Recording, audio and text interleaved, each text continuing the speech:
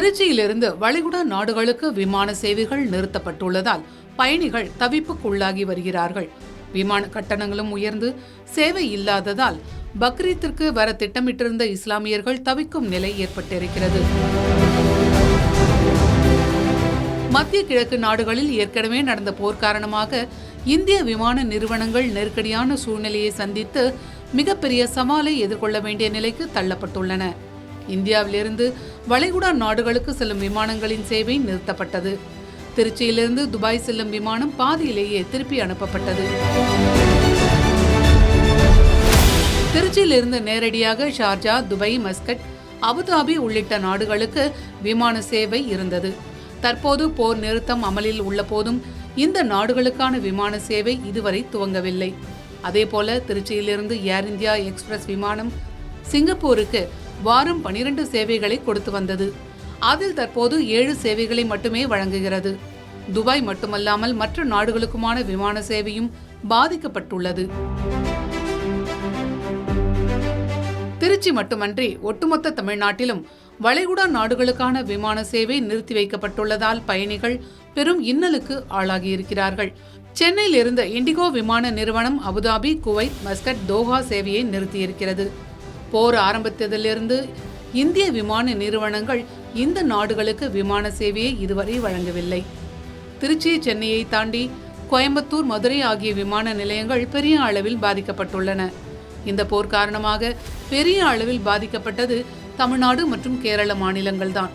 ஏனெனில் வளைகுடா நாடுகளுக்கு செல்லும் விமானங்களின் சேவை போக்குவரத்து நெரிசல் மிகுந்தது இந்த 2 மாநிலங்களில்தான். கடந்த பிப்ரவரி மாதம் தமிழ்நாட்டில் தேர்தல் பரபரப்பு துவங்கிய நிலையில் அதன் பிறகு தேர்தல் நடத்தை விதிமுறைகள் அமலில் இருந்ததால் அதில் அப்போது யாரும் கவனம் செலுத்தவில்லை. தமிழ்நாட்டில் இந்த விமான சேவைகள் தற்போது நிறுத்தப்பட்டிருப்பது மிகப்பெரிய அளவில் கவனிக்கப்படுவதற்கு காரணம் எரிபொருள். விமான நிறுவனங்கள் விமானத்தை இயக்குவதற்கான எரிபொருள் கட்டணம் அதிக அளவில் உயர்ந்துள்ளதால் அவர்களால் விமான சேவைகளை தொடர்ந்து வழங்க முடியவில்லை. திருச்சியிலிருந்து துபாய் செல்ல வேண்டிய விமானத்திற்கு 4 மணி நேரத்திற்கு 10 டன் எரிபொருள் தேவை. போருக்கு முன் எரிபொருள் டன் 10 லட்சம் ரூபாய் முதல் 11 லட்சம் ரூபாய் என இருந்தது. போருக்கு பின் தற்போது குறைந்தபட்சம் 25 லட்சம் ரூபாயாக அதிகரித்திருக்கிறது. 15 லட்சம் ரூபாய் கூடுதலாக எரிபொருள் கட்டணத்திற்கு செலவிட வேண்டியுள்ளதால் இவை அனைத்தும் பயணிகள் தலையில்தான் விழுகின்றன. தற்போது துபாய்க்கு கட்டணம் குறைந்தபட்சம் 22,000 ரூபாய் வரை அதிகரித்திருக்கிறது.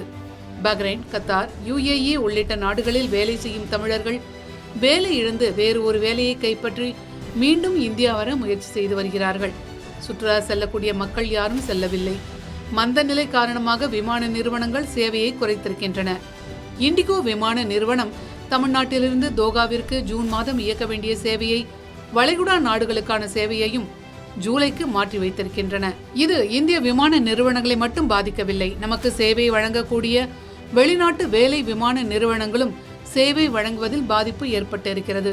தற்போது கோடை விடுமுறைக்கு செல்பவர்கள் மற்றும் பக்ரீத் பண்டிகைக்கு வரும் 27, 28ஆம் தேதி வரக்கூடிய இஸ்லாமியர்கள் வர முடியாத நிலைக்கு தள்ளப்பட்டிருக்கிறார்கள். காரணம் கட்டண உயர்வு. பக்ரீத் 27, 28ஆம் தேதியிலிருந்து கொண்டாட விடுமுறைக்கு வருவதற்கு பயணத்தை திட்டமிட முடியாமல் இஸ்லாமியர்கள் தவிக்கிறார்கள். ஆனால் விமான நிறுவனங்கள் முன்பதிவை திறந்து வைத்திருக்கின்றன. பயணிகள் தங்களுக்கான பயணத்தை திட்டமிடும்போது அதனை மாற்றிவிட்டதாக அறிவிப்பை விமான நிறுவனங்கள் தெரிவிக்கும் நிலை ஏற்பட்டிருக்கிறது. குறிப்பிட்ட தேதிக்கு பயணம் செய்ய வரும்போது விமான சேவை ரத்தாகி மாற்று விமானத்தில் செல்லும் போது 2 மடங்கு 3 மடங்கு கட்டணம் இருப்பதால் பயணிகள் பெரும் சிரமத்திற்கு ஆளாகிறார்கள்.